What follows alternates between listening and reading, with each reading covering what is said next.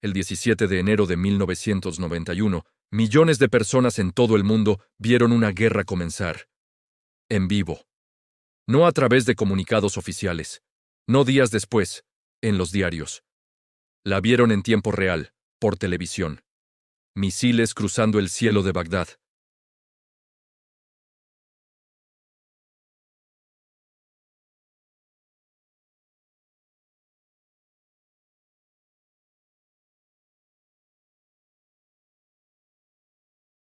En agosto de 1990, Irak invadió Kuwait.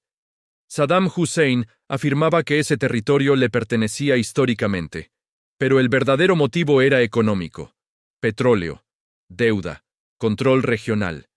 La respuesta fue inmediata. Estados Unidos formó una coalición internacional sin precedentes. Más de 30 países, cientos de miles de soldados.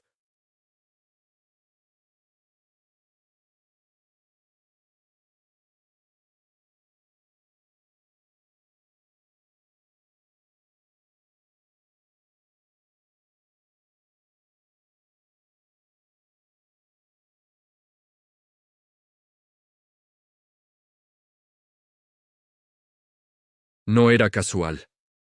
Estados Unidos entendió algo clave. La guerra moderna también se gana controlando el relato.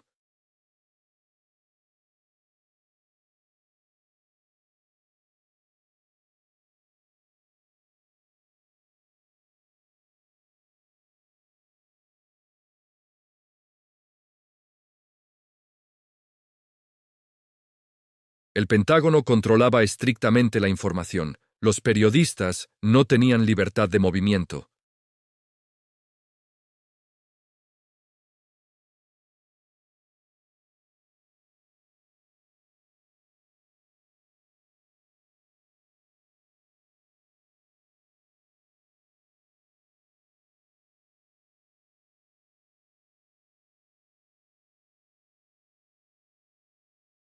Los misiles inteligentes no siempre eran tan inteligentes.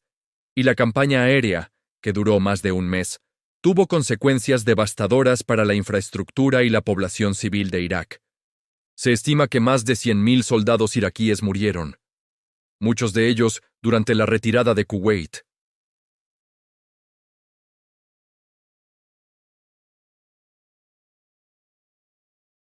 Un convoy de vehículos iraquíes en retirada fue bombardeado sin piedad, dejando una escena de destrucción total que rara vez llegó a las pantallas de televisión.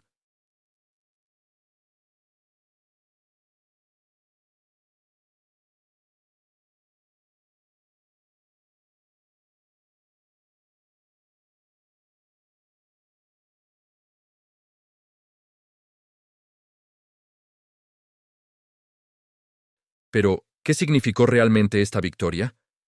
Para Estados Unidos, significó el fin del síndrome de Vietnam.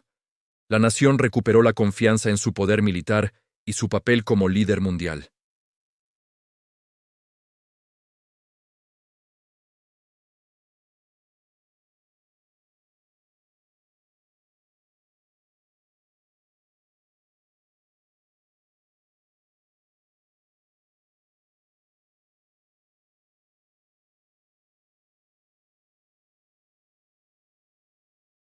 Las sanciones impuestas a Irak después de la guerra provocaron una crisis humanitaria que duraría años, afectando a millones de civiles, especialmente a los niños.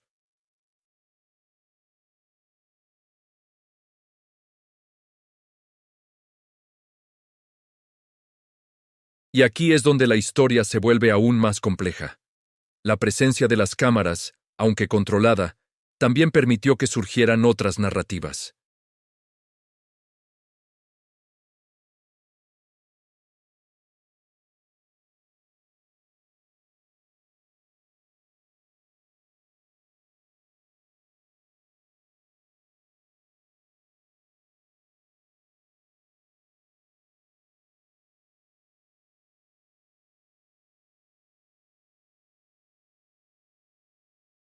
¿Nos desensibilizó ver la guerra en directo?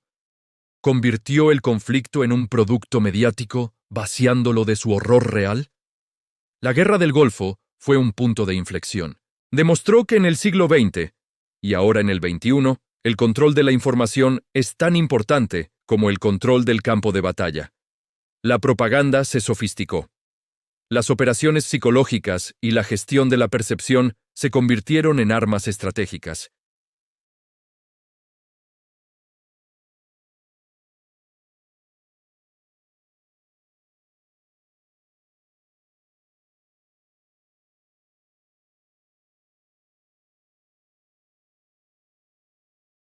Las consecuencias a largo plazo de la Guerra del Golfo fueron profundas y, en muchos sentidos, sentaron las bases para conflictos futuros.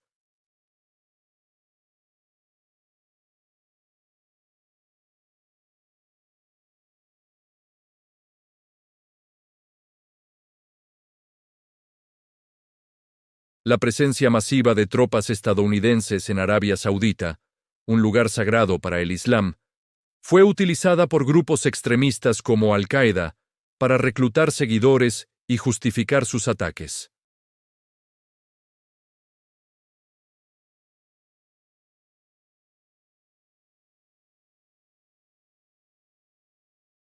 La lección de 1991 es que las guerras televisadas no son más transparentes, solo están mejor producidas.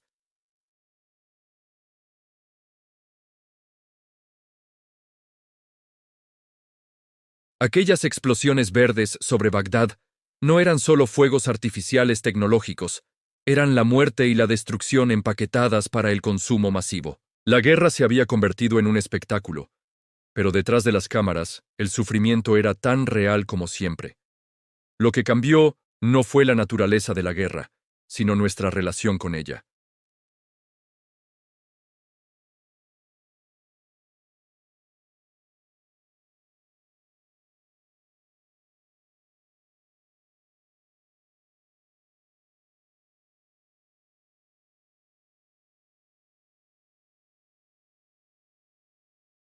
Contaba con protagonistas claros, como el general Norman Schwarzkopf, cuya carismática figura en las ruedas de prensa lo convirtió en una celebridad.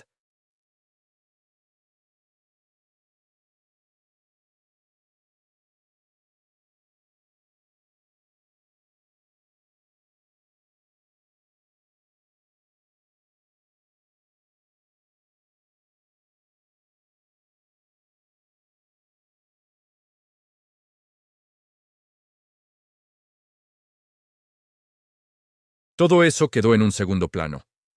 Lo que importaba era la narrativa heroica. Pero al examinar los detalles, la trama se complica. Por ejemplo, la embajadora de Estados Unidos en Irak, April Glaspie, tuvo una reunión con Saddam Hussein justo antes de la invasión.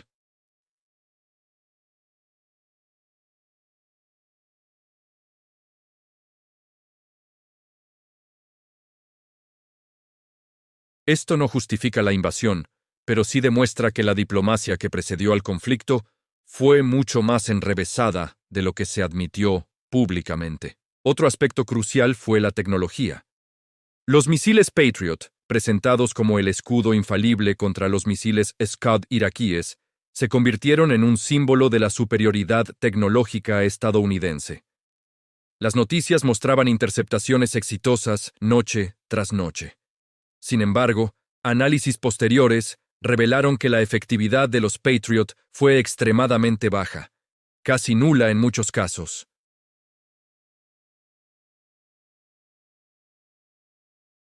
Este énfasis en la tecnología limpia y eficiente ocultaba el armamento más brutal y convencional.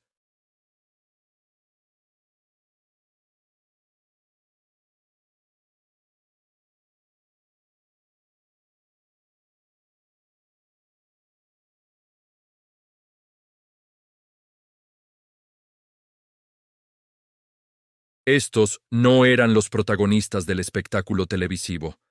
La narrativa se construyó sobre la precisión, no sobre la destrucción indiscriminada. La Guerra del Golfo nos dejó una lección fundamental sobre el poder de los medios en la era moderna. Antes de 1991, la cobertura de guerra seguía el modelo de Vietnam. periodistas con acceso relativamente libre que a menudo mostraban la crudeza y el caos del conflicto, lo que contribuyó a generar una fuerte oposición pública.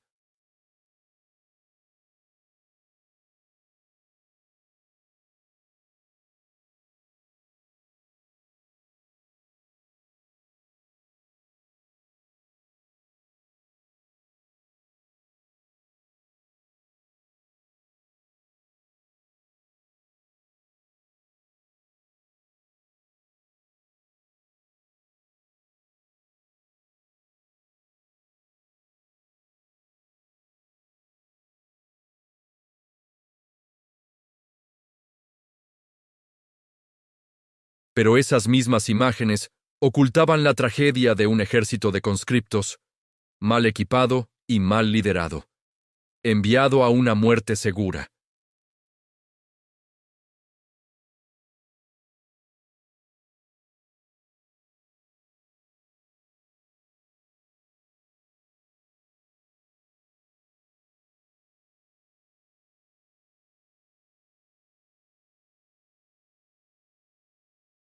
Hoy, 30 años después, vivimos en un mundo saturado de imágenes de conflicto.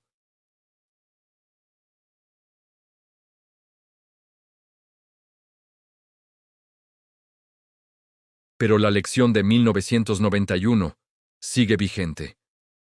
Ver no es lo mismo que comprender.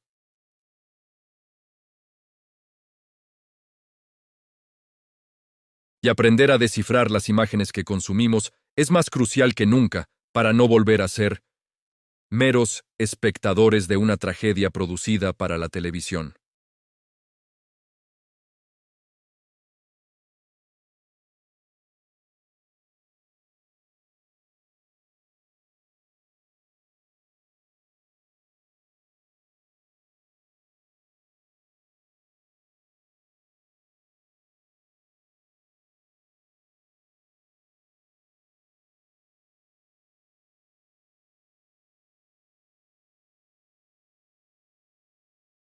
Pero Saddam Hussein siguió en el poder, y ahí comenzó el verdadero problema. La guerra del Golfo no resolvió el conflicto, solo lo congeló. Sanciones económicas devastaron a la población iraquí. Una generación entera creció bajo escasez, bajo resentimiento. Que una guerra podía transmitirse en directo, que podía editarse, que podía venderse como limpia. Ese modelo se repetiría después.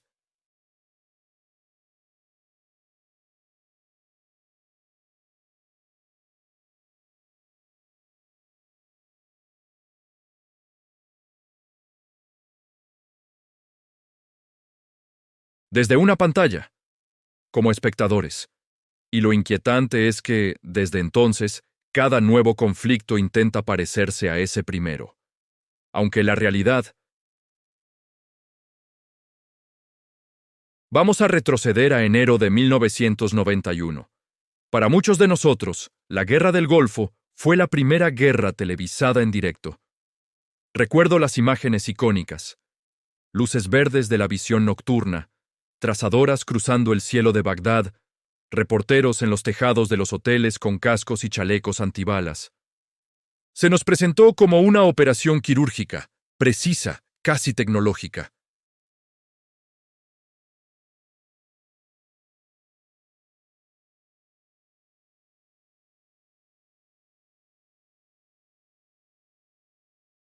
Era una narrativa fascinante, limpia, casi como un videojuego.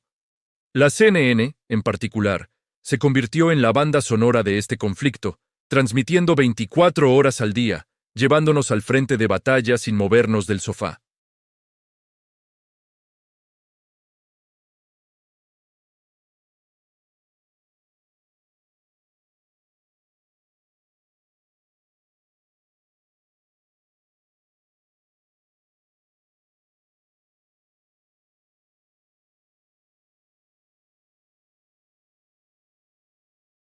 Bagdad no era un simple conjunto de objetivos en un mapa.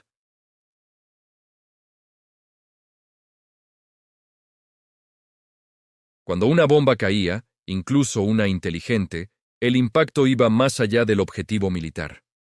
Detrás de cada edificio gubernamental o instalación militar, había barrios residenciales, había mercados, había escuelas y hospitales. Los informes de la época, los que no llegaban a los grandes titulares, hablaban de cortes de electricidad que paralizaban las incubadoras en las maternidades, de sistemas de purificación de agua destruidos que provocaban brotes de cólera y tifus. Hablaban de familias enteras que perdían sus hogares, sus medios de vida y, en demasiados casos, a sus seres queridos en lo que se denominaba daños colaterales. Esa es una frase terrible, ¿verdad? Daños colaterales. Una forma burocrática y fría de describir la muerte de inocentes. La realidad es que las bajas civiles existieron y fueron significativas, pero sus historias no encajaban en la narrativa heroica y tecnológica que se estaba construyendo. No eran los protagonistas de esta película de acción. Eran, en el mejor de los casos, una nota a pie de página. Desde una perspectiva puramente militar, la operación Tormenta del Desierto fue un éxito rotundo. En apenas 100 horas de ofensiva terrestre, las fuerzas de la coalición internacional, lideradas por Estados Unidos, expulsaron al ejército iraquí de Kuwait.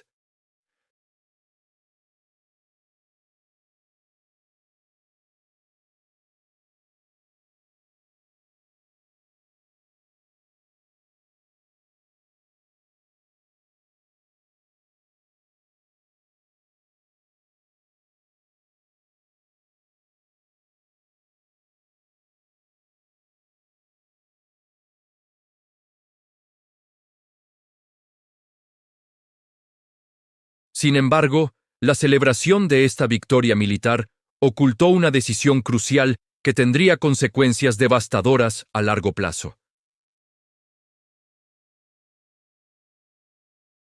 Se detuvieron. Y ahí, en esa decisión, se plantó la semilla de futuros conflictos.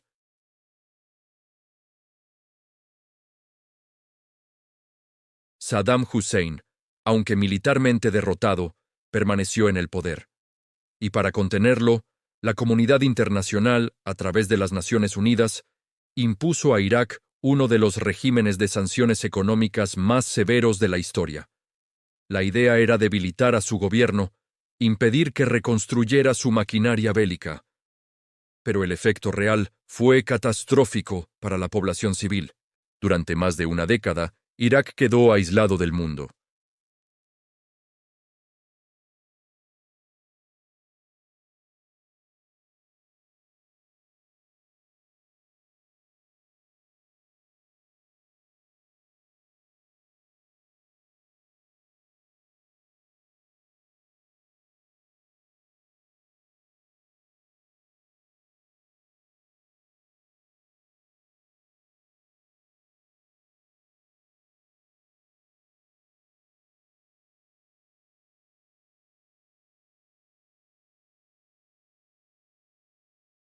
Se creó un caldo de cultivo perfecto para el extremismo que explotaría años más tarde.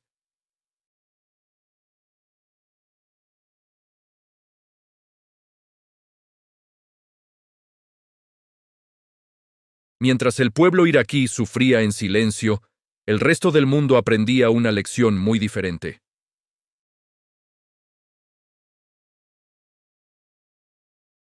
Los gobiernos y los ejércitos se dieron cuenta del inmenso poder de controlar la narrativa. Aprendieron a empaquetar un conflicto, a editarlo, a seleccionar qué se muestra y qué se oculta. Las conferencias de prensa del general Norman Schwarzkopf, con sus mapas, vídeos de bombardeos y lenguaje técnico, se convirtieron en un modelo a seguir.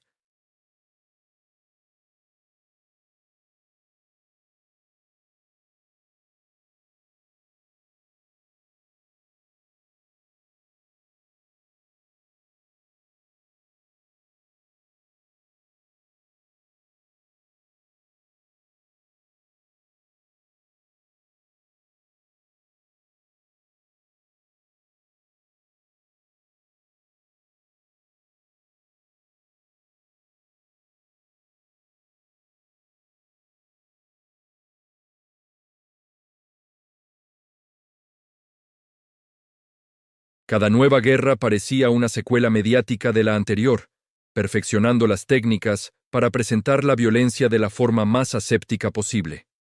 La Guerra del Golfo fue, sin duda, un punto de inflexión.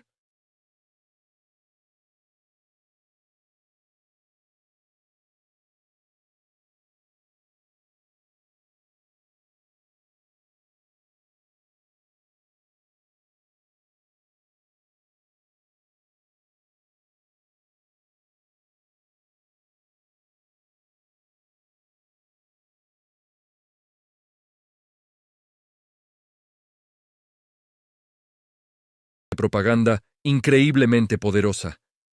Pero no podemos dejarnos engañar. Detrás de cada explosión que vemos en un noticiero, hay una historia humana. Hay una casa destruida, una familia rota, una vida truncada. La tecnología de la guerra ha avanzado. La forma de contarla ha cambiado. Pero la esencia de la guerra, su brutalidad, su caos y su tragedia, sigue siendo exactamente la misma que hace 30, 100 o 1000 años. La realidad no se puede editar. Y es nuestro deber como ciudadanos informados mirar más allá de la pantalla y recordar siempre el coste humano que se esconde detrás de cada titular. Si este análisis te ha hecho reflexionar y quieres seguir profundizando en cómo los medios moldean nuestra percepción del mundo, te invito a que te suscribas al canal. Dale a like si te ha parecido interesante y comparte este video para que más personas puedan cuestionar la forma en que consumimos las noticias.